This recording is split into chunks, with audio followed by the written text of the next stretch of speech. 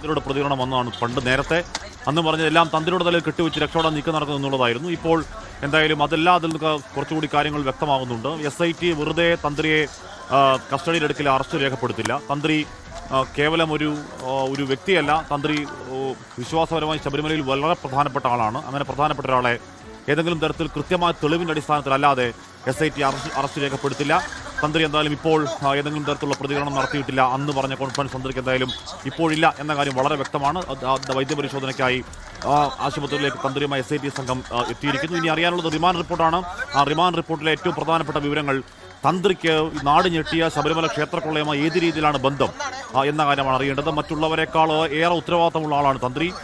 ഇതേതെങ്കിലും തരത്തിൽ രാഷ്ട്രീയ നേതൃത്വത്തിൻ്റെ അറസ്റ്റ് പോലെയോ അല്ലെങ്കിൽ അവിടുത്തെ ജീവനക്കാരുടെ അറസ്റ്റ് പോലെയോ ദേവസ്വം പ്രസിഡന്റുമാരുടെ അറസ്റ്റ് പോലെയോ അല്ല.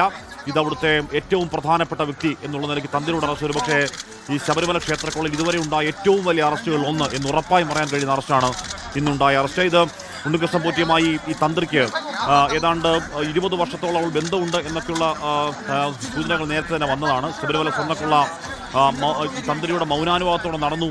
സ്പോൺസർഷിപ്പിലെ കള്ളക്കളി തന്ത്രി അറിഞ്ഞുകൊണ്ട് തന്നെയാണ് തുടങ്ങിയ കാര്യങ്ങളൊക്കെ SIT റിമാൻഡ് റിപ്പോർട്ടിൽ ഉൾപ്പെടുത്തും എന്നാണ് കരുതേണ്ടത്. ബംഗളൂരു ക്ഷേത്രം മുതൽ തുടങ്ങിയ ബന്ധമാണ് തന്ത്രിയും പോറ്റിയുമുള്ളത്. ശബരിമലയിൽ എല്ലാവർക്കും മുകളിൽ അതീതനായി പോറ്റിക്ക് എന്ത് തോന്നിയവാസവും കാണിക്കുന്ന രീതിയിൽ പോറ്റിയെ ശക്തനാക്കുന്നതിൽ തന്ത്രിയുടെ പങ്ക് വളരെ നിർണായകമാണ് എന്നൊക്കെ SIT വിലയിരുത്തുന്നുണ്ട്. റിമാൻഡ് റിപ്പോർട്ടിലെ കാര്യങ്ങൾ കൃത്യമായി അറിയാനും കഴിയും. തിരുവനന്തപുരം ജനറൽ ആശുപത്രിയിലാണ് വൈദ്യപരിശോധന.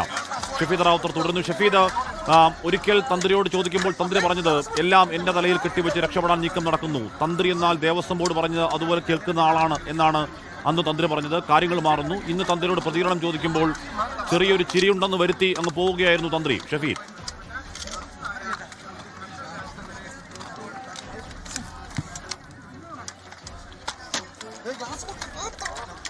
ഗൗരവം കണ്ട് A. പത്മകുമാറിന്റെ തള്ളുന്ന കാഴ്ചയെ നമ്മൾ കണ്ടതാണ്. ആ തന്ത്രിയിലേക്ക് അന്വേഷണം എത്തുമ്പോൾ ശബരിമല സ്വർണ്ണക്കൊള്ളയെ സംബന്ധിച്ച് വളരെ പ്രധാനപ്പെട്ട വളരെ നിർണായകമായിട്ടുള്ള നീക്കത്തിലേക്ക് അന്വേഷണ സംഘം കടക്കുന്ന രീതി നമുക്ക് കാണാൻ സാധിക്കും. മാത്രവുമല്ല, ഇത് കേവലം അറസ്റ്റല്ല.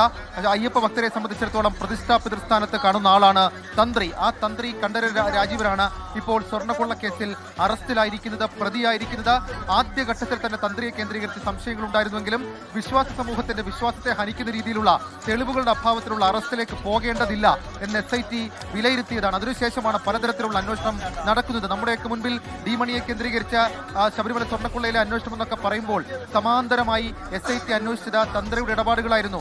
ബാംഗ്ലൂർ ചെന്നൈ യാത്രകൾ, വഴിവിട്ട ഉണ്ണികൃഷ്ണൻ പോറ്റിയുമായിട്ടുള്ള ബന്ധങ്ങൾ, അതിനൊക്കെ അപ്പുറത്തേക്ക് പങ്കജ് ഭണ്ഡാരിയും ഗോവർദ്ധനുമായി തന്ത്രിക്ക് ബന്ധമുണ്ടോ, ചെന്നൈയിലെ സ്മാർട്ട് ക്രിയേഷൻസ് എന്ന സ്ഥാപനത്തിൽ തന്ത്രിക്കുള്ള പങ്ക്, അങ്ങനെ എണ്ണി ഓരോ ചോദ്യങ്ങളെക്കുറിച്ചും അന്വേഷണ സംഘം പരിശോധിച്ചു വരികയായിരുന്നു. പരിശോധനയ്ക്കൊടുവിലാണ് ഇന്ന് വളരെ രഹസ്യ സ്വഭാവത്തിൽ തന്ത്രി അന്വേഷണ സംഘം മണിക്കൂറുകൾ ചോദ്യം ചെയ്തതും ഒടുവിൽ തിരുവനന്തപുരം ഈഞ്ചക്കൽ ക്രൈംബ്രാഞ്ച് ഓഫീസിലേക്ക് തന്ത്രി എത്തിച്ച് അറസ്റ്റ് നടപടികൾ പൂർത്തിയാക്കി ഇപ്പോൾ ജനറൽ ആശുപത്രിയിൽ വൈദ്യപരിശോധനയ്ക്ക് എത്തിച്ചിരിക്കുന്നതും A. പത്മകുമാർ ഇരുന്ന അതേ കസേരയിൽ തന്ത്രി വിരിക്കേണ്ട അവസ്ഥയിലേക്ക് കാര്യങ്ങൾ പോകുന്നുണ്ട്. ഇനിയിപ്പോൾ കോടതിയിൽ കൊടുക്കുന്ന റിമാൻഡ് റിപ്പോർട്ടിൽ അക്കമിട്ട് പറയുന്ന ചില കാര്യങ്ങൾ, വെളിപ്പെടുത്താൻ കഴിയുന്ന കാര്യങ്ങൾ SIT പറയും. അതിനൊക്കെ അപ്പുറത്തേക്ക് തന്ത്രിയുടെ ബന്ധങ്ങളെ കുറിച്ചിട്ടുള്ള വിവരങ്ങൾ കോടതിയിൽ സമർപ്പിക്കാൻ പോകുന്ന ദൈവതുല്യൻ എന്ന് പറഞ്ഞ് തന്ത്രിയാണോ എന്ന് അന്വേഷണ സംഘം വ്യക്തമാകട്ടെ. പക്ഷേ വിശ്വാസികളുടെ അക്ഷരാർത്ഥത്തിൽ ഈ ഇരിക്കുന്ന മനുഷ്യൻ ദൈവതുല്യനാണ്. കാര്യം നേരത്തെ ഷഫീദ് പറഞ്ഞ പോലെ അത് പ്രതിഷ്ഠയുടെ പിതൃസ്ഥാനത്ത് കാണുന്ന ആളാണ്.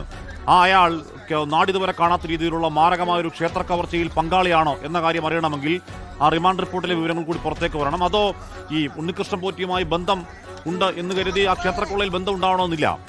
ഈ തന്ത്രിയെ അറസ്റ്റ് ചെയ്യണമെങ്കിൽ ഏതെങ്കിലും പോറ്റിയുള്ള ബന്ധത്തിന്റെ പേരിൽ മാത്രം അറസ്റ്റ് ചെയ്യുമോ? വളരെ കൃത്യമായ തെളിവ് ശേഖരണമില്ലാതെ ശബരിമലയിലെ ഏറ്റവും ഉന്നതനായ ഒരു വ്യക്തിയെ SIT കസ്റ്റഡിയിലെടുക്കും, അറസ്റ്റ് രേഖപ്പെടുത്തുമെന്ന് കരുതാമോ? ലോകത്തെവിടെയായാലും ഏത് സമയത്തും 24 വാർത്തകളും ഓഗ്മെന്റഡ് റിയാലിറ്റി പാക്കേജുകളും എക്സ്പ്ലെയിനറുകളും വിശദമായി കാണാൻ ഞങ്ങളുടെ YouTube ചാനൽ നിങ്ങൾക്ക് സബ്സ്ക്രൈബ് ചെയ്യാം.